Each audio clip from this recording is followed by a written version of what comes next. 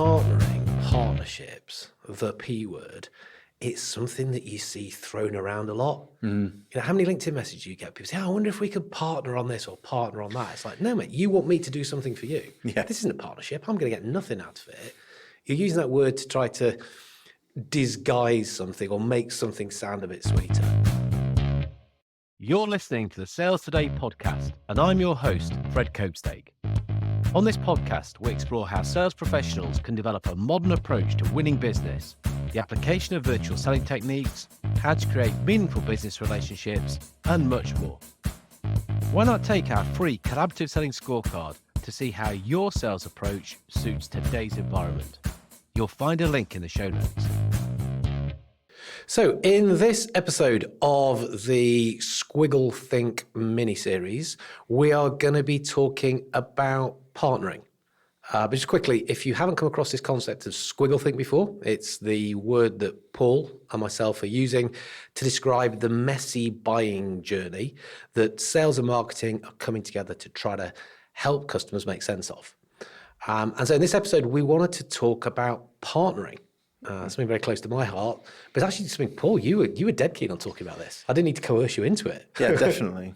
I mean, partnering is just one of those things that I think everyone should be doing because it just gives you that, it gives you that inlet to potentially new markets or new audiences that you might not have had access to before. And the only reason I wanted to talk about it in this particular episode was because it's something that we focused on at the beginning of this year. And when you actually set it as a goal, a strategic goal, it's amazing actually how many doors fly open, as long as you've got the right assets to be able to, or the deal to bring to the party or, whatever. But yeah, it's one of those that we've made more sales through partnering than we have through direct response marketing. It's really strange, strange. So from what I'm hearing there was a change of mindset. There's a change of thought, as in, this is how we're going to do stuff. Yeah. And so you're just approaching the world, the market different. Yeah. I mean, without quoting Liam Neeson too much, but as a company, we have a particular set of skills that we can, we just don't kill people. Well, I try not to. But we have this skill set that we can apply to many different verticals. And without going sort of down the rabbit hole of niches and campaigns, like there's quite a few people that we can help. But it's who is it that we can help with our skill set that we can create a win-win partnership with where we're getting access to their audience. So it's not just one person that we're helping or with like a trade-off partnership or whatever it might be, but we're literally partnering with them, giving them something in return to access to their audience. And that audience potentially could then, and has done already, generated revenue. Okay, so what I was hearing there then is that before you could do that, you had to be very clear on what it is that you're actually bringing to the party, bringing to the partnership. Yeah. Being clear on that, and then thinking, okay, so who else can use this and how can we make sense of this in the way we're going on to work together? Yeah, so at the beginning, we had a bit of a hit list of people that we knew we wanted to partner with because they've got access to people that we would like to work with. So whether or not be hundreds of people, thousands of people, it doesn't matter. I mean, it matters later on in terms of, how many people could you service within that audience, but it's just getting a bigger spotlight from them and having them as a gate to their audience and providing them with some value, providing them with the skill set or a service, and then in return getting access to that audience. And that's already proved more successful than how you've been operating in the past. Yeah, I mean, look, as a marketing agency, we can generate revenue from our own marketing. That's no problem. But we can focus a lot of our marketing in getting, in establishing partnerships as a channel. So we're still doing the other stuff, but the partnering channel has its own resource, has its own budget, has its own approach, and yields better results. Because it's that whole thing of one to many, rather than selling one to one. We're actually selling to one person, one to many. So it's, there's access to many people at the back end of that gate, and if you will, for that partnership. But it's making sure that they're getting something out of it as well, and in return they're getting access to our skill set, our team, our methodology, our principles. They're getting access to all of that good stuff to help them. Yeah, no, absolutely. So we have to think win-win. I mean, we think win-win in sales anyway. If you're going to partnering world, perhaps even more so. But thinking about as you're putting your package together then, was that very similar, or did you have to change parts of it to be attractive to a potential partner? Yeah, so we had to make the package bespoke. There's certain that, we're not adding things that we can't do, but we're going, right, okay, what do we have available? What could we give this person or these people? And then packaging that up, making sure that there is an equal value exchange, making sure that the upside of what we're getting in this partnership is completely equivalent to what we're providing them, and they feel they're getting the same amount of value back. So as long as we're presenting, in the way that we present that, is we know that this audience is going to provide us potentially X amount of revenue. And then what does that look like from a resource or cost point of view from our side? How much time are we allocating to this partnership? And we then look at that sort of that balancing act.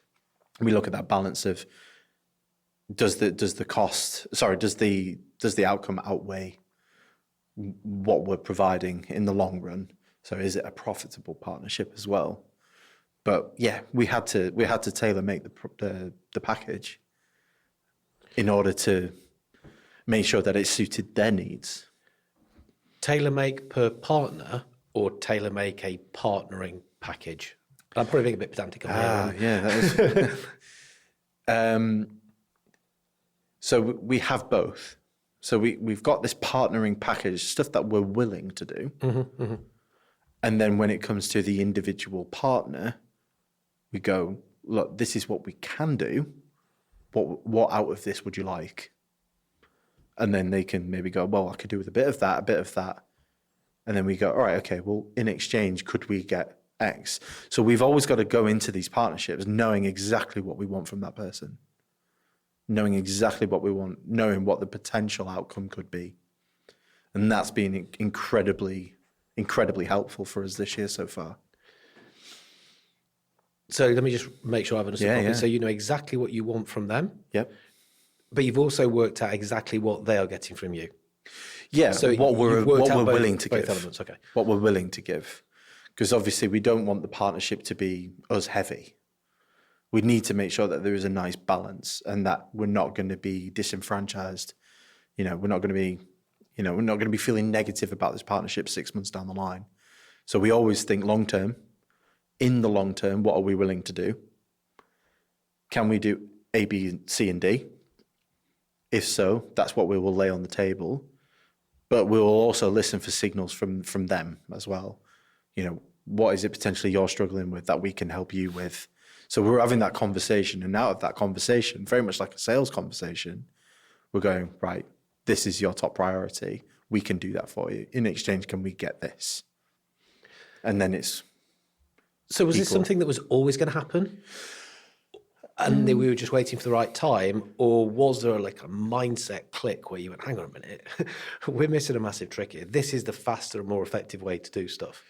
It's one of those things that we have done a version of before by accident, thinking that, and it's worked in a way, but it's always been one-sided.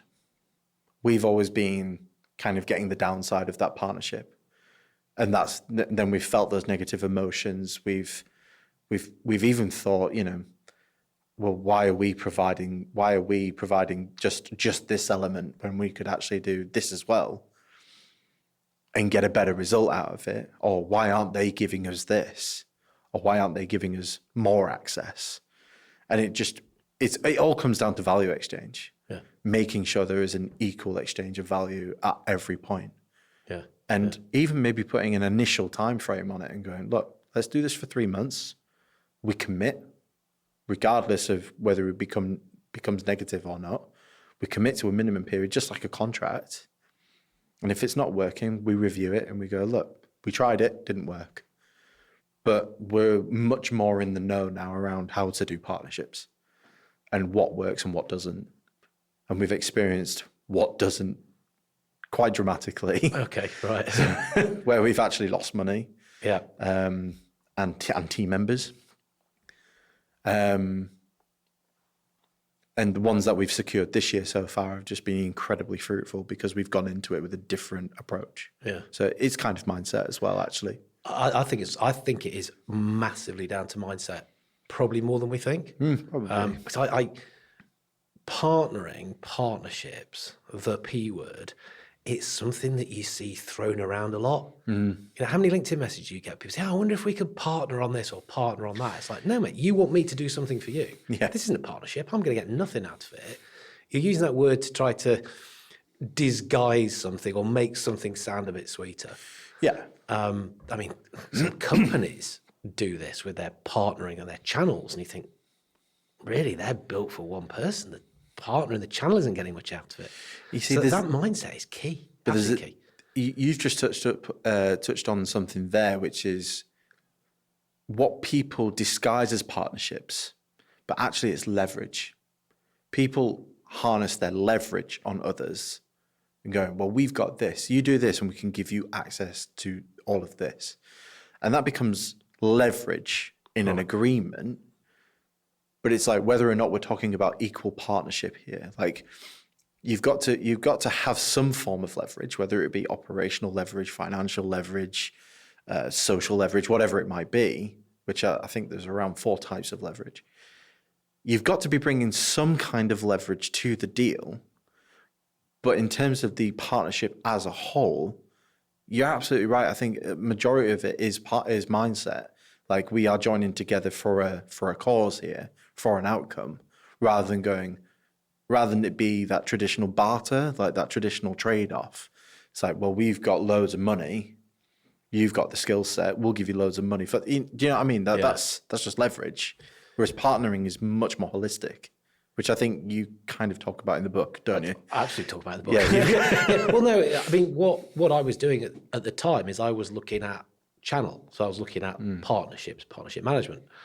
And I came across this concept of PQ, which is like the lesser known cousin of IQ and EQ. So EQ is your emotional intelligence, IQ is your kind of other forms of intelligence. But PQ are your partnering intelligence or partnering skills. Because I've not invented this stuff. A guy called Steve Dent did a load of research on this back in late 80s, early 90s. You know, when all the business alliances were coming together, you know, the airlines were all kind of doing their thing. And they're saying, hey, look, we want to help and building better partnerships. How do we do it? And he was researching this stuff. And long story short, came back to them and said, look, you realize organizations don't partner, people do. So these are people skills. And when the people involved in the partnership have these particular set of skills, then the partnership can be formed more effectively and all the good stuff you've been talking about will happen. So I was looking at these skills and I thought, well, that's not just partnering sales, that's every sale. Because as we see the evolution of on-selling, you're effectively going into partnership with somebody if you're selling to them. It's You funny. might not call it that, but it is. But there is a company we partner with. They actually call their clients partners.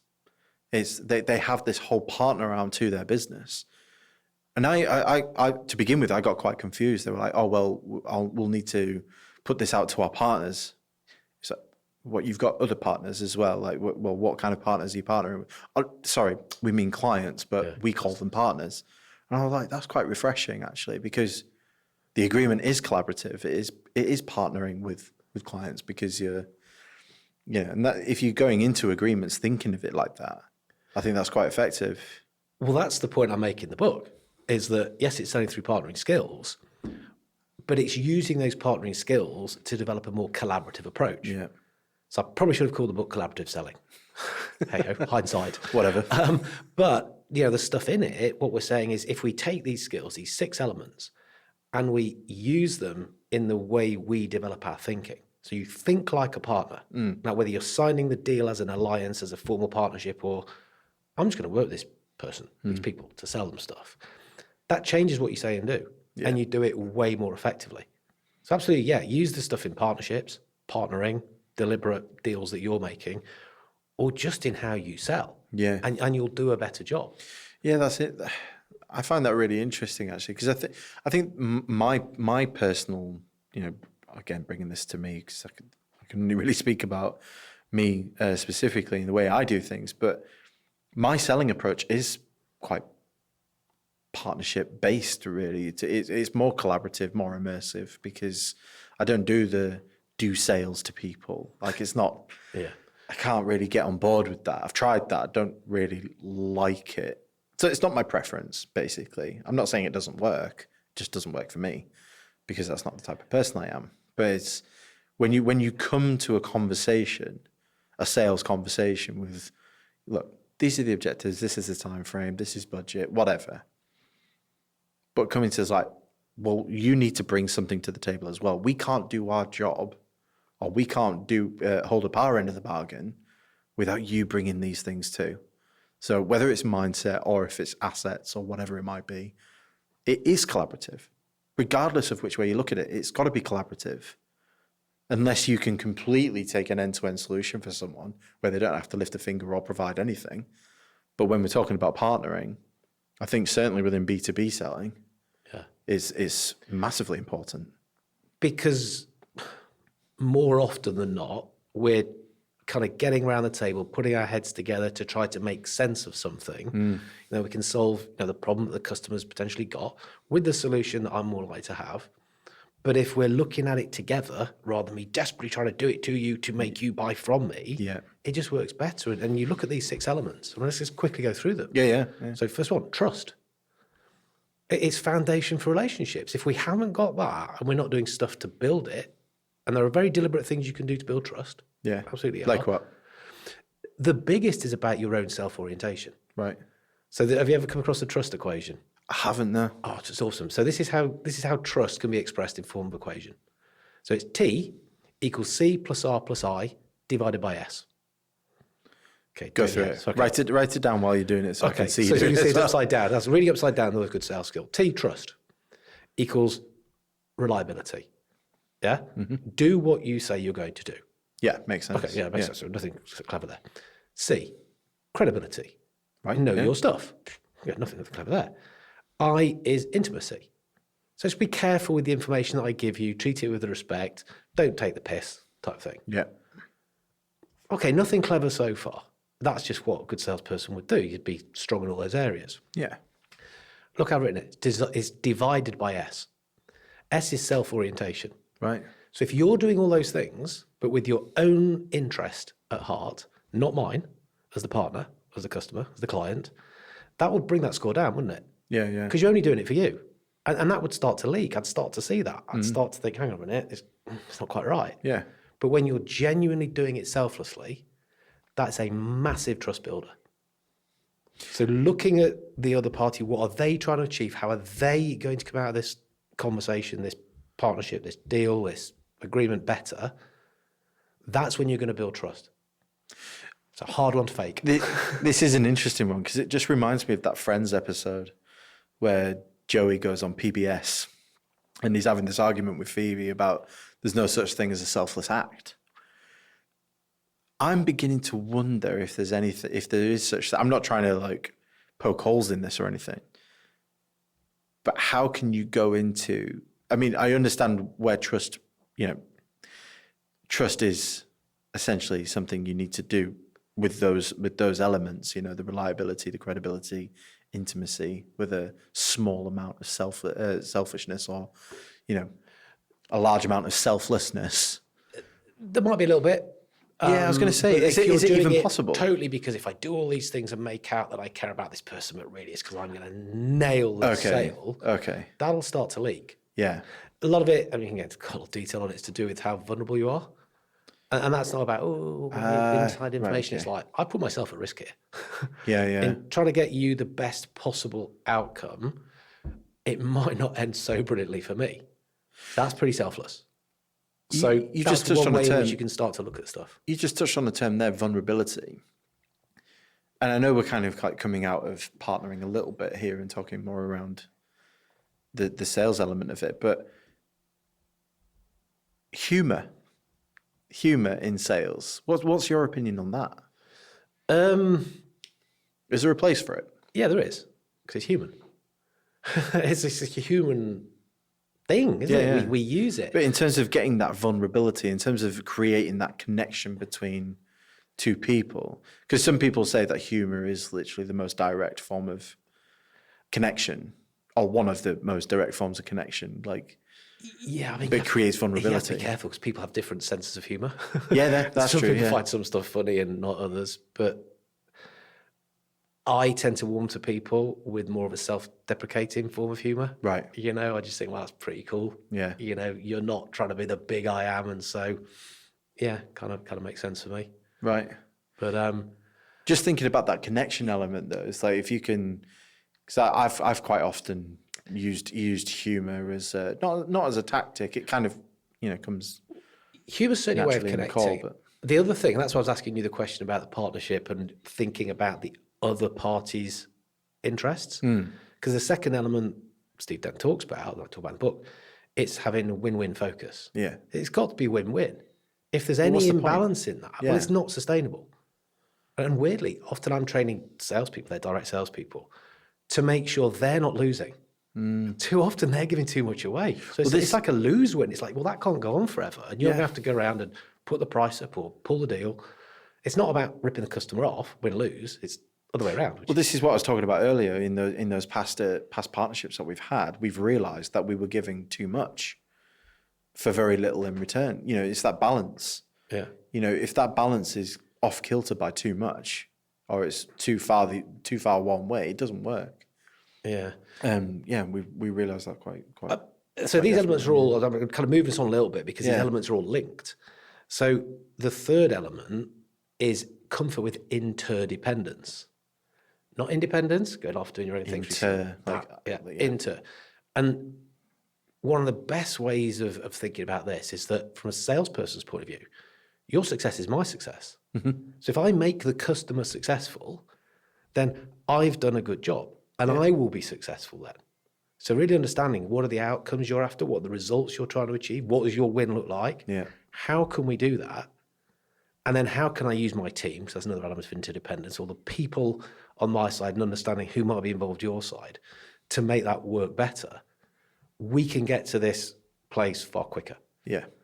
But trying to do it all on your own and being that kind of hero who's there in the middle, doing all this sort of stuff, it just doesn't work very well. It's not about you. It's not about you. It's about them. Yeah, that's interesting. What are the other elements? Okay, because the one I wanted to move us on to, which is when you were talking about building trust, is, well, Steve Dent talks about self-disclosure and feedback. I'll tend to use the word now, transparency. Yeah. And it's to be transparent, to be open, to be honest. If something isn't quite right, tell somebody. Yeah. There's even an argument that you lead with a flaw. So a guy called Todd Capone talks about this. His book, Transparency Sale, is awesome. And he says that if something isn't quite right for somebody, you say, hey, look, if you're looking for this, we might not be the right ones for you. Yeah. But if you're looking for this, and this as well, absolutely will be the right solution. That's interesting, actually, because I've seen a variation of that from Alex Hormozy, where he talks about this. It's like lead with a negative, end on the positive. It's like this course is going to be a slog, but people who have put the effort in see this result. Or this is the most expensive product on the market, but it's way better than anything else. It's like leading with that. I like that approach there. It could be that we're so used to, sadly, poor salespeople where everything is too good to be true. And if it is, probably is, you're bound to say that, aren't you? Yeah, we're the best at this, and we're the best at this, and we're awesome at this, whatever. When you do that, it's like, okay, well, you didn't have to tell me that, did you? I might be using it partly as a tactic, but that's the truth. Yeah. Anyway, if you genuinely, that was only the thing you were looking for, you're not going to buy from me anyway, are you? And it's an ethical question now as to, I should probably point you in a different direction. But I've worked out that there's these other elements that are important. Great. Yeah, I like that. Number 5, comfort with change. So again, I'm thinking this direct salespeople. We sell change. It's our job, doing things different, doing different things. Now, if you don't understand change as a salesperson, what right have you got to talk about it to somebody else? But that's the idea of it, though, isn't it? You're taking them from one place to another, and you're hopefully taking them from a place of discomfort to comfort, right? It's like, there's going to be maybe a little bit of discomfort in the process, but eventually the prize is something they're going to be comfortable. You did right. So there's one of our biggest competitors usually is status quo. As in, let's just not do anything. Not the band. Not the band. Thank God. Yeah. Because of where we're recording this. we might get unplugged.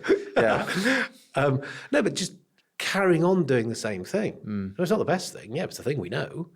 And there's no risk to it, is there, for me? Because I didn't make that decision to do it anyway, and I'm not the one who's going to rock the boat. So salespeople should understand this, and we need to work out how to deal with it.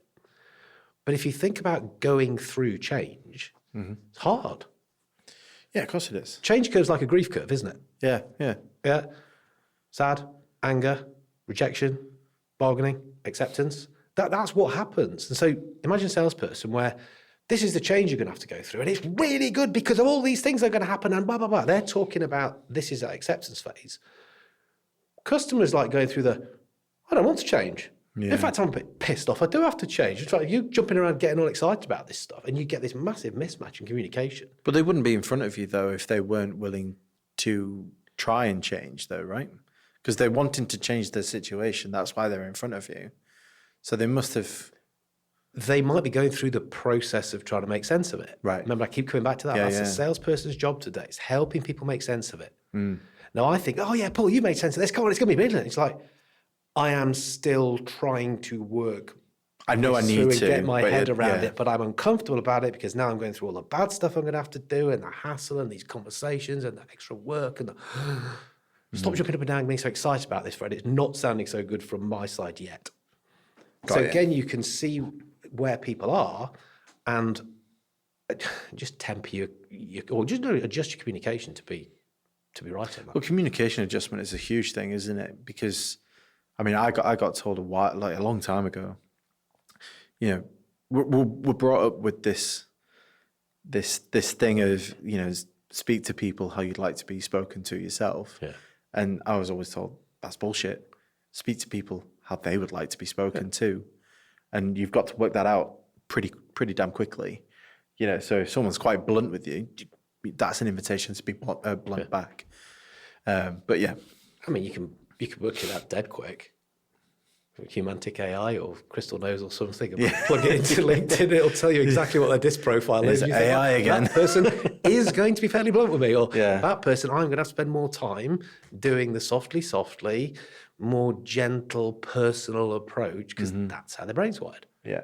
Nothing wrong with that. It's just behavior flex is a good thing. A lot of people, and you're kind of talking about that idea again, the status quo thing, not the band. You know, salespeople not changing. You know, that's one thing that they have to do in order to win the trust, is that you speak to someone not only on their level, but you speak to someone in their tone, how they like to be. So you completely, I guess it's a form of mirroring if we're looking at tactics, but people like themselves is another way of looking at that. Well, the most important, the most valuable word to a person is their name. Yeah. So, like, you know, it's very ego driven from a consumer point of view anyway. Yeah. You know, that if you know, I've had those phone calls where, you know, it's like, hi, Mr. Fernandez, may I call you Paul? Oh, yeah, of course you can, yeah. And then it's saying my name about 7 times within the first 30 seconds. It's like, right, okay. I know what you're doing here. You've had some good training. Cool, nice. Yeah. But yeah, coming back to this framework, then I think that's a really nice framework. Yeah. So we got trust, win-win focus, comfort with interdependence. We've got transparency. Yeah. Comfort with change, and the last thing is future focus. Future orientation. So we are looking towards what it is we're trying to achieve together. You know, I'm not saying we never ever look backwards, but if you're always making decisions looking behind, it's not the same as if you're saying this is what we're trying to achieve together. So these are the things we have to do to arrive over there. Let's work that stuff and keep moving it towards that end goal, which we have decided is best for us. Makes perfect sense. I mean, I don't mind looking backwards in terms of look how far we've come. Yeah. You know, like let's regroup and let's go, right, what have we done? How far have we come so far? And that's really good for account management, actually, rather than specific sort of sales processes. But, you know, it's good to have maybe that salesperson in those check-ins to go, look, this is where you were before. Do you remember that? This is where you are now. What a journey that's been. How happy are you with that? You know, but yeah, I get it. Future focus is absolutely salespeople should be looking at always at the next step. And that's so I just looked at these things and said, well, look, every sale involves that. You know, we should bake this in to our sales approach, framework, whatever you want to call it, because that is going to make us say and do and operate in a way far more conducive to being collaborative and stuff we need to do today. But I mean, it comes out of partnering and pure partnering world. So, you know, whether people are kind of listening to this and, oh yeah, listen to Fred because he's talking as a sales trainer, listening to you, marketing guy, or listening to us both talking about business and partnerships, those ways of behaving, thinking, doing, they make so much sense to being successful today. That's what made me write a book, didn't it? And exactly. Bring it into the way in which we approach stuff. I think it has to drive, and I say it has to. People don't have to do it, obviously, but I think with partnerships, I think it is the most cost-effective and highest yielding activity a business can do, or a person can do. And I think that it's kind of split in two, really, as a business. You've got partnering with your customers, but you've also got partnering with suppliers or even your competition. But as long as there's an equal balance, it's different with consumers. There's different levels of partnering, I think, with them, just based on that framework that you're laying out there. But when it comes to businesses partnering with other businesses to supply and achieve an objective for a group of people or a single person, that's a different approach to client partnering, which I think, both can be explored very, very deeply. Yeah. But yeah, I like the idea of partnering and PQ and everything that you've kind of been talking about with that framework, really. I think it's nice to see it laid out like that. And you say that's in the book? That's in the book, yeah. Where can people get that book if they want a copy? Well, you'd never ask. Don't worry, I'll put the link in the notes anyway. Excellent. But can they buy it on Amazon? Is it on? Get it on Amazon. It goes through partnering in general. So I do talk about partnering broadly, those partnering skills, and then I break it into a framework that you can apply into sales. Excellent. So if you're a B2B salesperson. But yeah, it's there on Amazon. There's a little test in there. So the great thing about those skills, they are skills. Mm-hmm. You can measure them and you can develop them. Excellent. And that was the whole point of what this guy Steve Dent did when he was doing this research. He stuck it through, it's in the book, page something or other. I want to say Minnesota University and then Michigan. Anyway, this stuff was validated, verified. So it's not just a made up little concept. It's properly been worked through. And we know that we can develop just that stuff and get better at each of those things. So, look, if you're a salesperson, you want to buy it because you're just going to use that in your direct B2B sales. If you're starting to get head around partnerships, there's plenty for you. Nice. Yeah. Well, I read it a few years ago. I could probably do with a brush up on it, so I'm going to be going back to my copy. I've still got that copy you sent me a few years ago. So. Oh, you'll be able to tell me what the universities they used to validate it. Very Will fine. do. But I think that's quite a nice place to draw that up, really. But partnerships, absolutely, in terms of this mini series that we're doing, I think it's quite well placed right in the middle of this, isn't it? So it is, because if we're talking about sales and marketing coming together, they have to come together to get the prep right for these conversations to even happen. Otherwise, they are going to fall flat. Absolutely. If a salesperson going and do that on their own, I'm going to set up and do my own partnerships with people. Okay, every sales partnership, but it's like if it's a formal venture type partnership you're talking about, marketing needs to be thinking about this, preparing the right collateral, equipping people for those conversations to make them happen. So decent. Yeah. Love it. Nice one, Fred. Yeah, no, good. All right. What are we moving on to next? What can people look forward to? Next thing we are talking about is going to be We're going into communication. crafting communications. Love it. Looking forward to that one. Yeah, me too. I'm going to learn a lot of you on this one. Hopefully. No pressure. Nice one. Thank you for listening to the Sales Today podcast with me, your host, Fred Copestake. I hope you've enjoyed what you heard today. If you did, please get in touch and hit subscribe.